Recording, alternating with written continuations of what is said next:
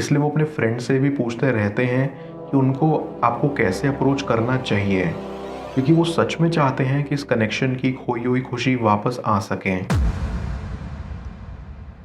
Viewer, आप अपने person को विजुलाइज करिए और मैं आपके और आपके पर्सन के लिए कार्ड स्प्रेड करता हूं।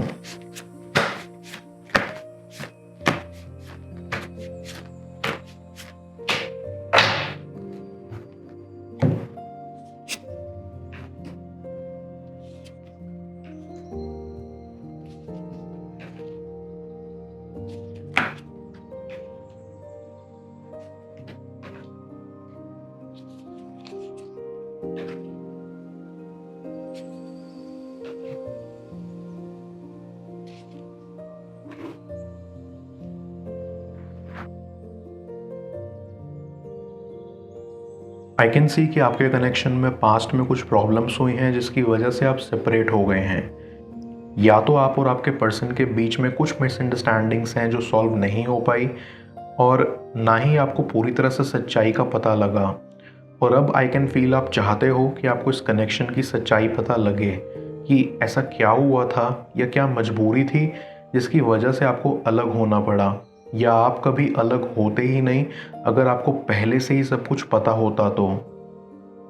आई फील कि आपका पर्सन कहीं ना कहीं लॉयल है, लेकिन उनकी पूरी जिम्मेदारी बनती है इस कनेक्शन को इम्प्रूव करने के लिए, क्योंकि कहीं ना कहीं मिसअंडरस्टैंडिंग भी उन्होंने ही क्रिएट की थी। और आई कैन सेंस कि आपके पर्सन का नेचर थोड़ा काल्पनिक है। वो कल्पना करते हैं कि वो आपसे मिलें और आपके ख्यालों में डूबे रहें। ये उनकी आम दिनचर्या में शामिल है, और अपने अंदर वो जानते हैं कि उनका दिल आपके पास है, और इसलिए वो कोशिश करते रहते हैं कि कौन सा ऐसा बेस्ट तरीका है जिससे आपको अप्रोच किया जाए। आई गेट अ वाइब कि आपकी भी ये इच्छा है कि ये कनेक्शन इम्प्रूव हो या इस कनेक्शन में एक सेकंड चांस लाया जाए। लेकिन आई रियली अप्रिशिएट आपका काइंड नेचर, जिस तरह से आपने खुद को संभाला है, जिस तरह से आपने चीज़ों को एक्सेप्ट किया है और ये विचारधारा रखी है कि अगर ये कनेक्शन ठीक होना होगा तो हो जाएगा। आई सी यही एक रीज़न है आपकी स्ट्रॉन्ग पर्सनालिटी का।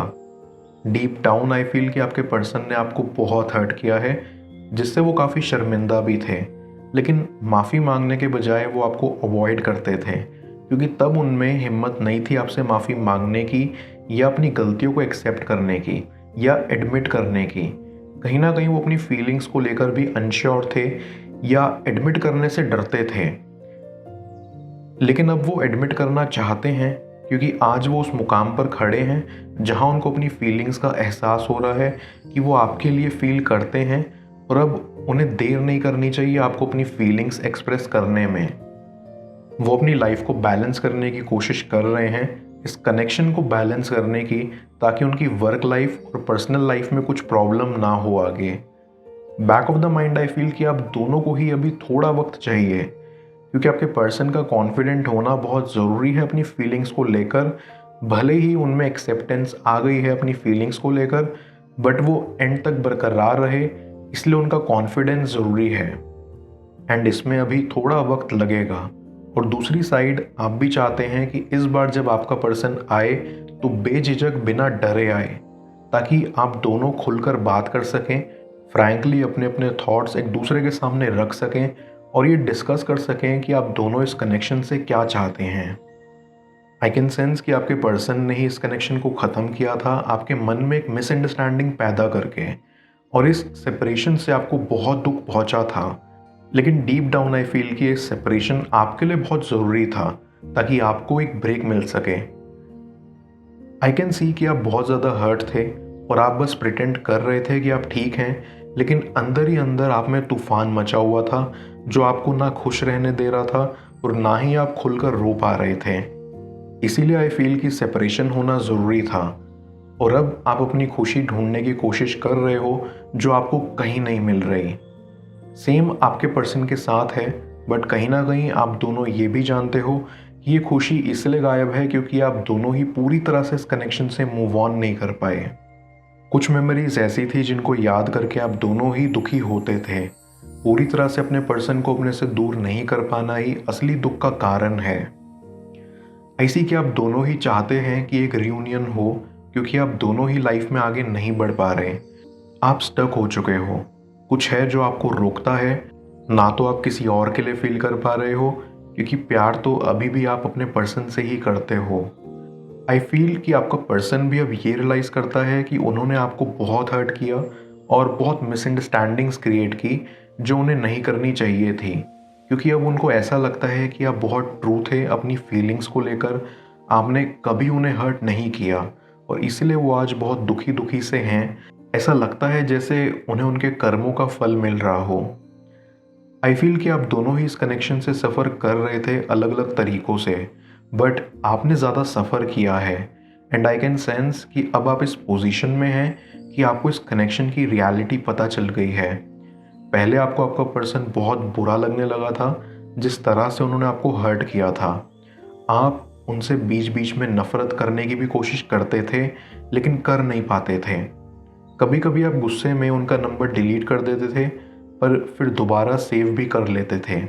तो इस कश्मकश में आप बहुत उलझे हुए थे, लेकिन अब कहीं ना कहीं आपने उनको अंदर से माफ़ कर दिया है और खुद को भी।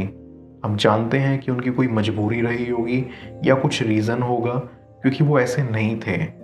आपके हिसाब से वो एक अच्छे इंसान हैं, फिर क्या ही फ़र्क पड़ता है कि वो रिलेशनशिप अच्छे से नहीं निभा पाए। एंड आई अप्रिशिएट आपका नेचर जो कि काफ़ी स्ट्रॉन्ग उभर कर आया है।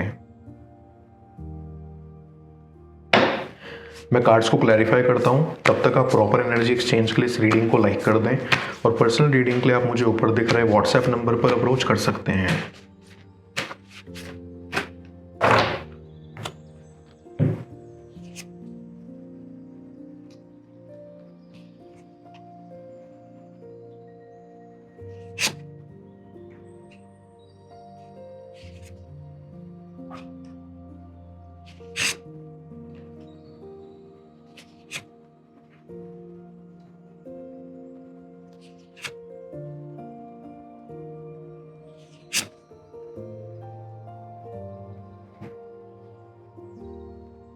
आई गेट अ वाइब कि आपके पर्सन को रियलाइज़ हो रहा है कि वो आपके साथ राइट बिहेव नहीं कर रहे थे, क्योंकि आई फील कि किसी थर्ड पर्सन ने उनके साथ सेम बिहेव किया जैसा उन्होंने आपके साथ किया था, और इससे उनको रियलाइज़ हो रहा है कि वो कितने गलत थे। उन्होंने आपकी फीलिंग्स के साथ खेला और आपको बहुत दुख पहुंचाया, एंड अब जब उनको ये एहसास हो ही रहा है तो वो बहुत पछता रहे हैं और अंदर से कोशिश कर रहे हैं कि वो आने वाले टाइम में खुलकर अपनी माफ़ी आपके सामने रख पाएँ।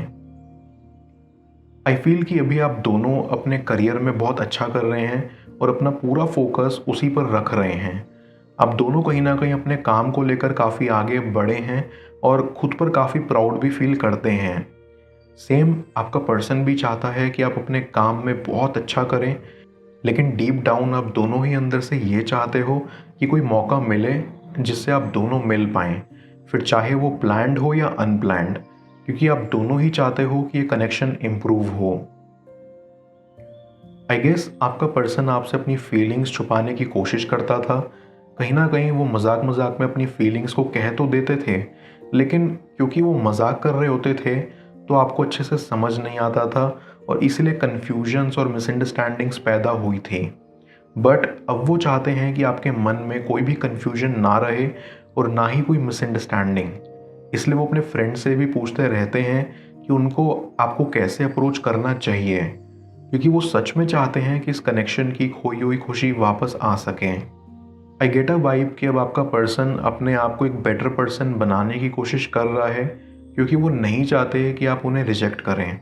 उन्हें रिजेक्शन से डर लगता है, इसलिए नहीं कि उन्हें रिजेक्शन से शर्मिंदगी महसूस होगी, बल्कि इसलिए कि कहीं वो आपको खो ना दें या आप किसी और के ना हो जाओ।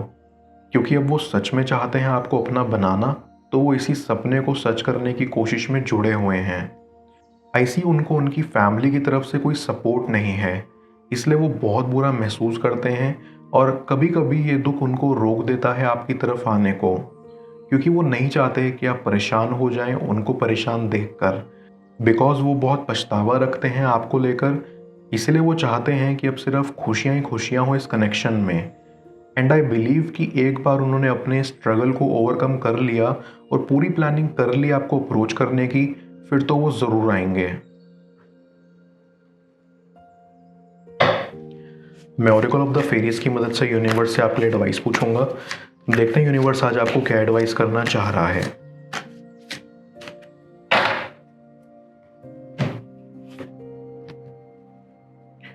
हीलिंग। ये फेरी आपको कहना चाहती है कि ये समय है आपका हीलिंग देने और रिसीव करने का। हर किसी में एक नेचुरल एबिलिटी होती है दूसरों को हील करने की, लेकिन उसकी तरफ बढ़ने से पहले आपको यहाँ खुद को हील करना होगा। खुद को हील करने का सबसे बेस्ट वे है चक्रास मेडिटेशन। आपको मेडिटेशन के ज़रिए अपने चक्रास को रीबैलेंस करने पर फोकस करना चाहिए। That will be the ultimate healing जो आप अपने लिए कर सकते हैं।